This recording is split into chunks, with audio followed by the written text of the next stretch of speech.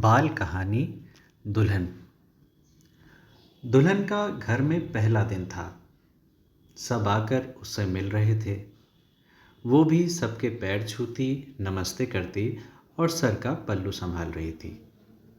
दरवाजे के पीछे से सोनू, रीना, सम्मो और मोहन ये सब देख रहे थे।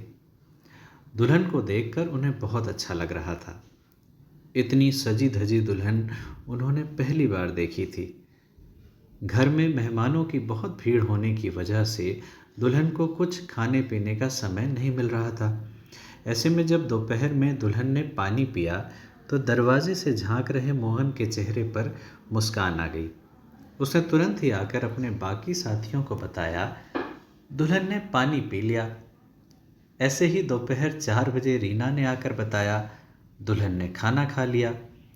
पिछले 2 दिन से शादी के कार्यक्रमों में अस्त व्यस्त दुल्हन जब थोड़ी देर के लिए लेटी तो सोनू ने आकर कहा, दुल्हन को नींद आ गई। इसके बाद 2 दिन बीत गए। दुल्हन धीरे धीरे घर को पहचानने लगी थी। घर की चीज़ें, कपड़े, बर्तन की जगह उसे पता लग रही थी। इन 2 दिनों में चारों बच्चे सारा समय या तो दुल्हन को देख रहे होते या दुल्हन के बारे में आपस में बात किया करते। दुल्हन के बारे में बच्चों ने इन 2 दिनों में एक बात गौर करी। दुल्हन जब अकेली होती तो अपने सूटकेस में कुछ ढूंढती रहती। फिर वो सूटकेस से एक किताब निकालती और उसे पढ़ने लगती। जब वो किताब को पढ़ रही होती तो उसकी आंखें छोटी हो जाती। बच्चों का मानना था कि उस समय उसकी आंखें पड़ोस वाली नेपाली चाची की तरह दिखती। दुल्हन थोड़ी ही देर में मायूसी से किताब को वापस रखकर दूसरे काम में लग जाती। बच्चों को लगता किताब में कोई दुख भरी कहानी है। एक दिन चारों दोस्त खेलते खेलते सड़क पर कुछ आगे चले गए। ये वही सड़क थी जिससे दुल्हन बारात के साथ इस घर में आई थी।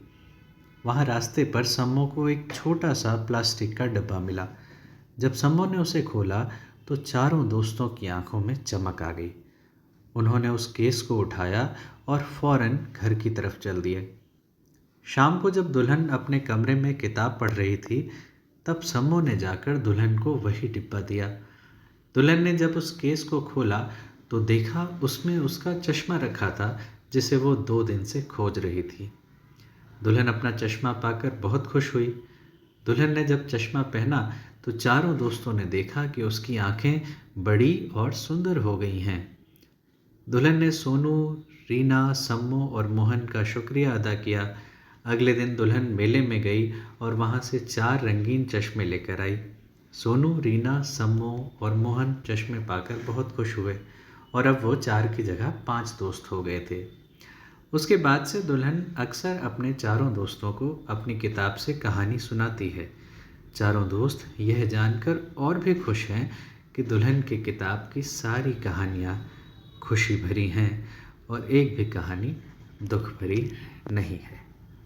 अगर ये वीडियो और बुरा भला चैनल आपको पसंद आ रहा है तो सब्सक्राइब ज़रूर करें, अपने दोस्तों को भी कहें। शुक्रिया।